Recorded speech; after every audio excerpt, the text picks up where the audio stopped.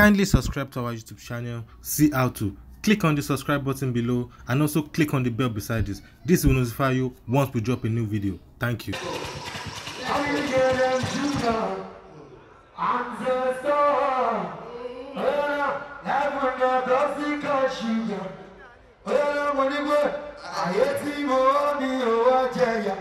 Nítorí mo ti ṣe ìbò mi pẹ̀lú rápadà ẹ̀rọ àdíjẹ́ lásìkò ọ̀rọ̀ wọ́tà.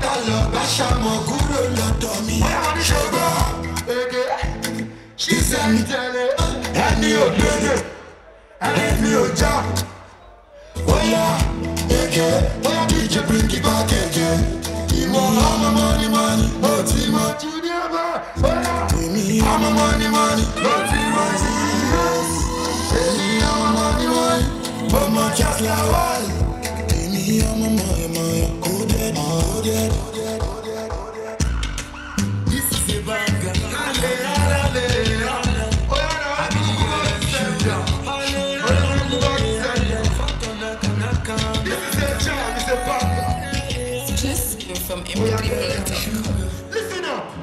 Ele do mari mache que fico no kiki. Oya now, money way. I ma fi mo bi ni Jesus. She dey care you want the mercy, you want the money. Oya, ibu chuku, ibu himadu shepe. Good music only. I want the leader, no one. Oya no, no me I say babu. I say I want the giver, no one the body.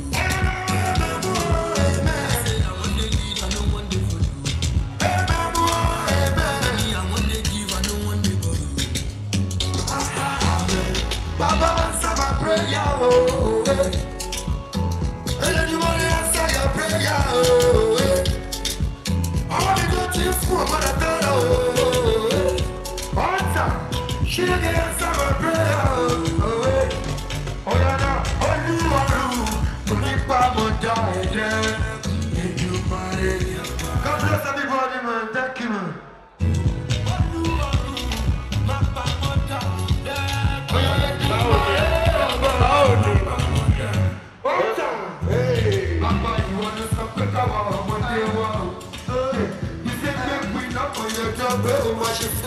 she don't gonna jam in this jam. Oh yeah, no. What's up? Oh yeah, I want to leave. I don't want to go.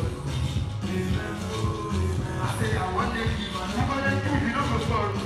I say you know. You gonna do? You don't go follow. God bless everybody, man.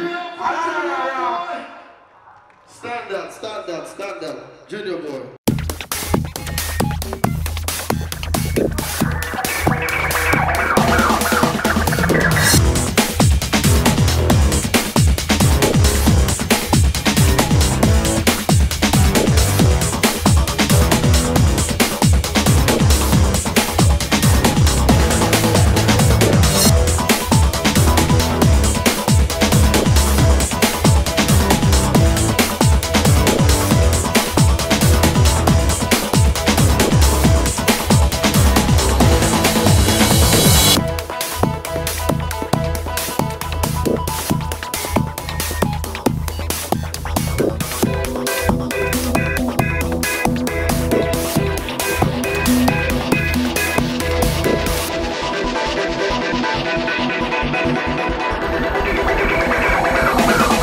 Thank you so much for watching our videos, and importantly, you need to subscribe because we drop videos almost every day. And how to subscribe? There's exactly everything. Gua TV. Click on it, you see a subscribe button. Click on the subscribe button. That's all. And if you have a big show coming up, any event, you can call us.